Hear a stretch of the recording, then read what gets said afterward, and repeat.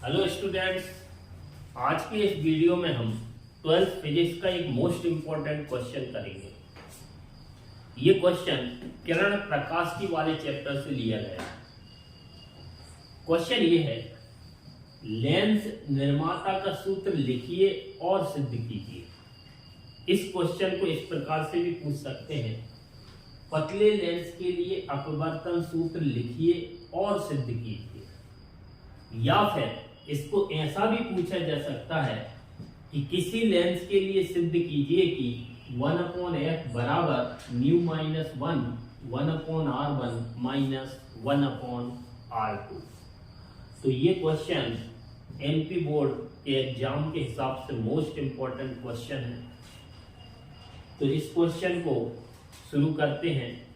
तो सबसे पहले हम लेंस निर्माता का सूत्र या लेंस का अपवर्तन सूत्र की परिभाषा देखेंगे। तो ये जो है इसी का नाम है लेंस निर्माता का सूत्र। तो इसी को हम भाषा में बोल देंगे तो ये परिभाषा बनेगी। एफ क्या होता है? लेंस की फोकस दूरी। म्यू क्या होता है?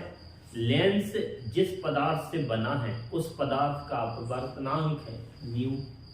R1 और R2 लेंस की वक्रता त्रिज्याएं हैं। तो इसकी परिभाषा हम इस प्रकार से बोलेंगे कि किसी लेंस की फोकस दूरी स्मॉल f उस लेंस के पदार्थ के अपवर्तनांक म्यू और उस लेंस की वक्रता त्रिज्याओं R1 और R2 में संबंध दर्शाने वाले सूत्र को लेंस निर्माता का सूत्र या लेंस का अपवर्तन सूत्र कहते हैं। अब हम इस सूत्र की व्युत्पत्ति करेंगे, मतलब इस सूत्र को हम सिद्ध करके लाएंगे।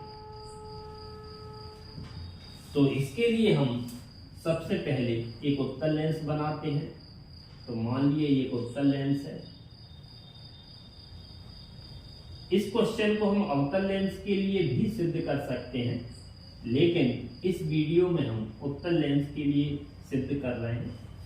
तो माना कि ये L एक उत्तल लेंस है। इस लेंस में दो पृष्ठ हैं, एक ये वाला पृष्ठ है और एक ये वाला पृष्ठ है। तो माना कि इस पृष्ठ का नाम दे दिया हमने AB। तो ये एक पृष्ठ है AB और दूसरा पृष्ठ जो है इसका नाम दे दिया CD। और ये जो लेंस है जिस पदार्थ का बना है उसका अपवर्तनांक मान लिया म्यू। मान लिया ये कांच का बना है तो कांच का अपवर्तनांक हो गया म्यू।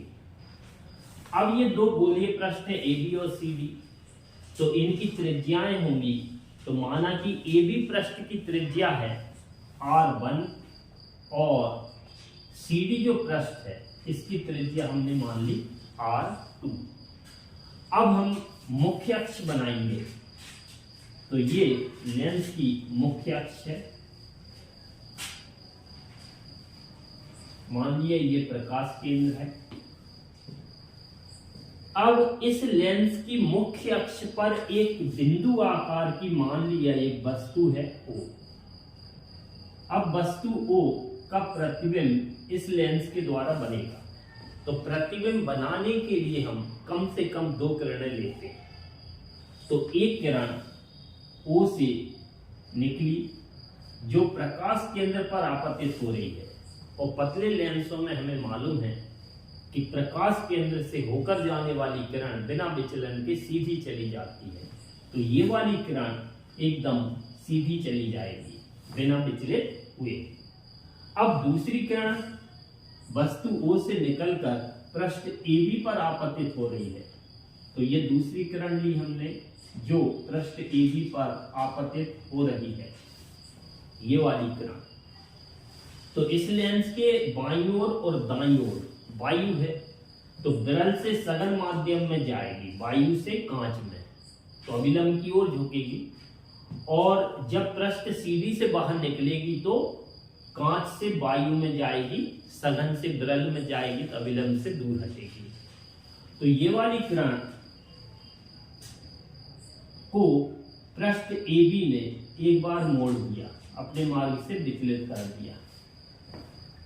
तो अगर CD पृष्ठ नहीं होता, इधर पूरे में कांच ही कांच होता, तो ये वाली किरण सीधी जाती और इधर दोनों अपवर्तित किरणें मिलती, तो प्रतिबिंब हमारा इधर बनता। तो माना कि इसका नाम है I1। तो ये I1 प्रतिबिंब कब बनता? जब पृष्ठ CD नहीं होता। तो इसका मतलब ये हुआ पृष्ठ AB के लिए वस्तु है O और पृष्ठ AB ने O का प्रतिबिंब I1 पे बनाया है। अब CD ने क्या किया? जो प्रतिबिंब I1 पे बन रहा था उसको उठा के कहां बना दिया उसने? इधर।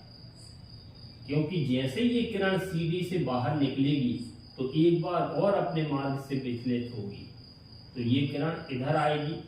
तो अब प्रतिबिंब बना हमारा I। तो CD ने I1 के प्रतिबिंब को I पर बनाया है। इसका मतलब ये हुआ CD पृष्ठ के लिए वस्तु होगी I1 और प्रतिबिंब होगा I। तो ये बातें इंपॉर्टेंट हैं, तो इसको हम एक अलग चार्ट तैयार करते हैं। इसी चार्ट से पूरा डेरिवेशन सही कर पाओगे।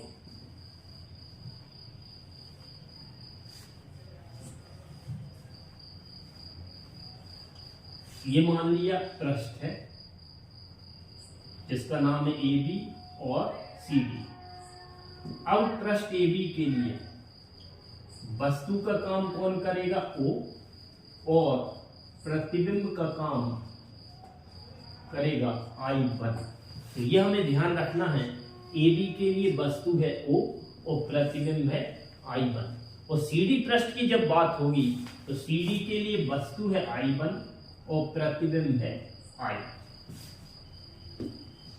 इसमें कंफ्यूजन नहीं होना है क्योंकि इधर ही गलतियां होती हैं, तो इसलिए इस बॉक्स को देखकर अच्छे से याद रखना है किसके लिए कौन वस्तु है कौन प्रतिबिंब है। अब मान लिया हमने लेंस से वस्तु O की दूरी U है, प्रतिबिंब I की दूरी लेंस से V है और प्रतिबिंब I1 की दूरी लेंस से V1 है। ये हमने मान लिया। अब हमें निकालना है लेंस का अपवर्तन सूत्र। तो ये लेंस दो गोलीय पृष्ठों से मिलकर बना है और गोलीय पृष्ठ का अपवर्तन सूत्र हम पहले पढ़ चुके हैं। तो गोलीय पृष्ठ का अपवर्तन सूत्र होता है new -1 upon R equal mu upon V -1 upon U। ये एक गोलीय पृष्ठ का अपवर्तन सूत्र है। इस सूत्र की सहायता लेंगे हम और लेंस का अपवर्तन सूत्र या लेंस निर्माता का सूत्र निकालेंगे। तो इस डेरिवेशन को करने के लिए सबसे पहले मेथड दिमाग में घुसा लेते हैं हम कि करना क्या क्या है। तो इसमें हम क्या करेंगे, पृष्ठ AB के लिए इस सूत्र का उपयोग करेंगे, समीकरण 1 बनेगा। फिर हम पृष्ठ CD के लिए इसी सूत्र का उपयोग करेंगे, तो उससे हमें समीकरण 2 मिलेगा। समीकरण 1 और 2 को हम जोड़ेंगे तो समीकरण नंबर 3 मिलेगा। जब समीकरण 3 प्राप्त हो जाएगा तब हम एक कंडीशन लगाएंगे कि वस्तु जब फोकस पर होती है तो प्रतिबिंब अनंत पर बनता है और जब वस्तु अनंत पर होती है तो प्रतिबिंब फोकस पर बनता है। इस कंडीशन से हम आंसर ले आएंगे। तो शुरू करते हैं। तो चैनल को शेयर और सब्सक्राइब जरूर कर दें ताकि आगे के वीडियो आप तक पहुंचते रहें। तो शुरू करते हैं। तो सबसे पहले हम पृष्ठ AB के लिए गोलीय पृष्ठ के अपवर्तन सूत्र का उपयोग करेंगे। तो इस सूत्र में जो जो चीजें आ रही हैं उनको हम देखेंगे। तो एक न्यू है, एक R है और एक V है और एक U है। ये 4 वैल्यूज हमें रखना है। तो म्यू मतलब अपवर्तनांक। तो पृष्ठ AB में किरणें वायु से कांच में जा रही हैं, तो वायु के सापेक्ष कांच का अपवर्तनांक हम म्यू मान चुके हैं, तो म्यू की जगह हमारा म्यू रहेगा। R मतलब पृष्ठ की वक्रता त्रिज्या, तो ये R1 मानी है। V मतलब प्रतिबिंब की दूरी और U मतलब वस्तु की दूरी। तो अब हमें इस बॉक्स की जरूरत पड़ेगी। तो AB के लिए वस्तु कौन है? O। O वस्तु है और वस्तु की दूरी U है, इसका मतलब वस्तु की दूरी U की जगह U ही रहेगा। लेकिन AB के लिए प्रतिबिंब कौन है? I1। तो V मतलब प्रतिबिंब की दूरी, तो पृष्ठ AB के लिए प्रतिबिंब है I1 और I1 की दूरी है V1, इसका मतलब V की जगह हमें रखना पड़ेगा V1। ये चारों मान हम इस सूत्र में रखेंगे तो हमें मिलेगा म्यू की जगह म्यू -1 अपॉन R की जगह R1 बराबर म्यू की जगह म्यू, V की जगह V1 -1 अपॉन U की जगह U रहेगा। ये हमारा मिलेगा समीकरण नंबर पहला। ये हमने पृष्ठ AB के लिए बना लिया। अब हम बनाएंगे पृष्ठ CD के लिए। तो पृष्ठ CD के लिए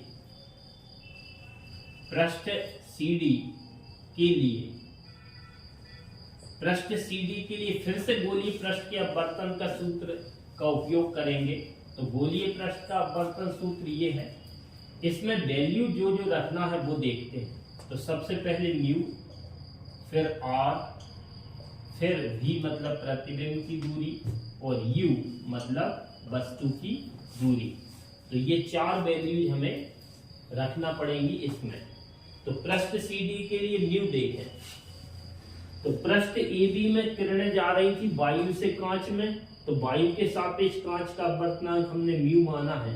और पृष्ठ CD के लिए प्रकाश की किरणें कांच से वायु में जा रही हैं, तो वायु के सापेक्ष कांच का अपवर्तनांक म्यू, तो कांच के सापेक्ष वायु का होगा 1/म्यू। तो म्यू की जगह रखेंगे 1/म्यू, क्योंकि प्रकाश की उत्क्रमणीयता के सिद्धांत में हमने ये सिद्ध किया था कि A म्यू G बराबर होता है 1/G म्यू A। इसका मतलब वायु के सापेक्ष कांच का अपवर्तनांक और कांच के सापेक्ष वायु का अपवर्तनांक एक दूसरे के व्युत्क्रम होते हैं। तो ये आ गया म्यू की जगह 1/म्यू। R मतलब गोलीय पृष्ठ की वक्रता त्रिज्या और CD पृष्ठ की त्रिज्या हमने मानी थी R2। V और U, V मतलब प्रतिबिंब की दूरी, तो CD के लिए प्रतिबिंब का काम कौन कर रहा है? I, और I की दूरी है V। तो प्रतिबिंब की दूरी देखना है हमें, तो प्रतिबिंब कौन है CD के लिए? I, और I की दूरी देखना है, तो I की दूरी है V, तो इसका मतलब V की जगह V आएगा। अब U मतलब वस्तु की दूरी, तो CD के लिए वस्तु है कौन? I1। CD के लिए वस्तु कौन है? I1, और I1 की दूरी है V1। इसका मतलब U की जगह हमें रखना पड़ेगा V1। तो CD के लिए U की जगह V1 रखना है। अब ये चारों मान हम इसी सूत्र में रखेंगे। तो गोलीय पृष्ठ के अपवर्तन सूत्र में हम चारों मान रखेंगे। तो म्यू की जगह रखेंगे हम 1/म्यू -1 R की जगह रखेंगे R2 बराबर म्यू की जगह रखेंगे 1/म्यू। V की जगह हमें रखना है V -1/U की जगह हम रखेंगे V1। U की जगह V1। अभी इसको हम समीकरण 2 नहीं देंगे, क्योंकि ये थोड़ा सा व्यवस्था इसकी गड़बड़ दिख रही है। तो इसकी व्यवस्था को सुधारने के लिए हम क्या करेंगे? दोनों पक्षों में म्यू का गुणा करेंगे। तो दोनों पक्षों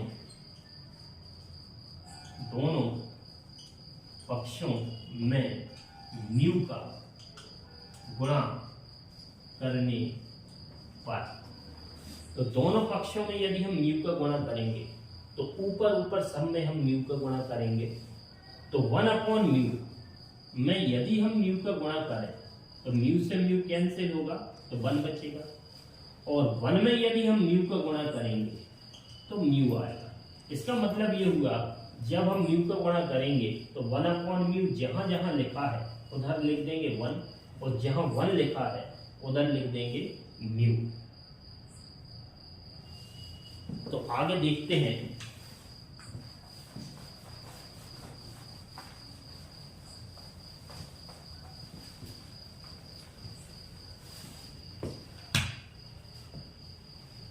तो दोनों पक्षों म्यू का गुणा करेंगे तो हमें मिलेगा 1/म्यू की जगह 1 माइनस 1 की जगह म्यू अपॉन R2 इक्वल 1/म्यू की जगह 1/V माइनस 1 की जगह म्यू अपॉन V1। इसको देंगे हम समीकरण नंबर 2। तो ये हमारा समीकरण 2 बन गया पृष्ठ CD के लिए। अब हम समीकरण 1 और समीकरण 2 इन दोनों को प्लस करेंगे। तो समीकरण 1 और 2 को प्लस करेंगे तो LHS में LHS जोड़ना है और RHS में RHS जोड़ना है। तो समीकरण 1 ये है और समीकरण 2 ये है। अब इसका LHS क्या है? Mu -1/R1। इसमें प्लस करेंगे समीकरण 2 का LHS 1 - μ/R2 इक्वल RHS में RHS। तो समीकरण 1 का RHS है μ/V1 -1/U। इसमें प्लस करेंगे समीकरण 2 का RHS 1/V -μ/V1। अब हम इसको सॉल्व करेंगे। तो सॉल्व करेंगे तो μ/V1 से μ/V1 कैंसिल होगा और इधर μ-1/R1। अब हमें जो आंसर लाना है उसमें μ-1 लाना है कॉमन। तो इसमें μ-1 है, इसमें 1 - म्यू है, तो इधर से माइनस कॉमन जब लेंगे तो ये बन जाएगा μ-1। तो इधर से माइनस कॉमन ले लिया तो प्लस की जगह माइनस हो गया अपॉन R2 इक्वल इधर जो बच रहा है अपना 1/U प्लस 1/V। अभी इधर से हम कॉमन लेंगे तो μ-1 कॉमन लेंगे तो हमें मिलेगा 1/R1 -1/R2। μ-1 बाहर चला गया तो इधर बचा 1/R1 -1/R2 इक्वल ये प्लस वाला पहले लिख दे तो 1/V -1/U। इसको देंगे हम समीकरण नंबर 3। ये हमारा समीकरण नंबर 3 आ चुका है। अब ये समीकरण नंबर 3 है। अब हम कंडीशन लगाएंगे कि यदि वस्तु अनंत पर हो, वस्तु जब अनंत पर होती है तो हमें मालूम है प्रतिबिंब फोकस पर बनता है। इसका मतलब प्रतिबिंब की दूरी हो जाएगी फोकस दूरी के बराबर।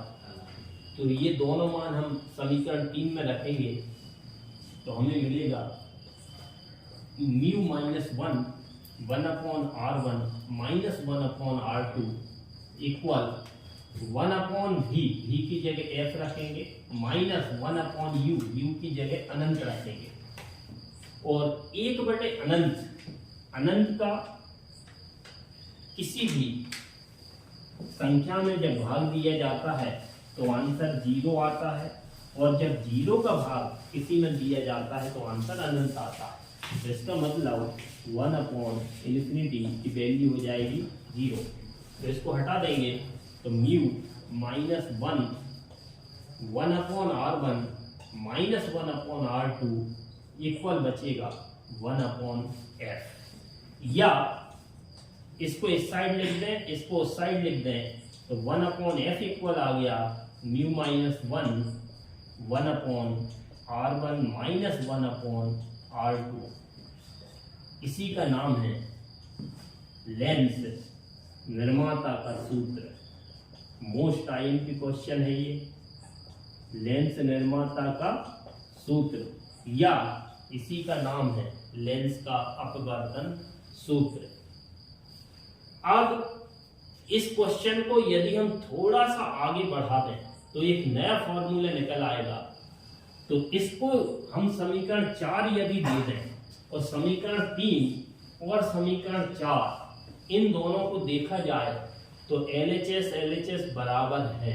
इसका मतलब ये हुआ RHS भी बराबर होंगे। तो समीकरण 3 और समीकरण 4 के RHS को यदि हम बराबर कर दें तो हमें मिलेगा 1/f equal 1/v minus 1/u। इस फॉर्मूले का नाम है लेंस सूत्र। लेंस सूत्र। तो अगर एग्जाम में लेंस सूत्र के नाम से आया तो हमें इधर तक करना पड़ेगा, और लेंस निर्माता का सूत्र या लेंस का अपवर्तन सूत्र तक आया तो इधर ही तक करना है। तो यदि ये वीडियो पसंद आया हो तो चैनल को शेयर और सब्सक्राइब जरूर करें।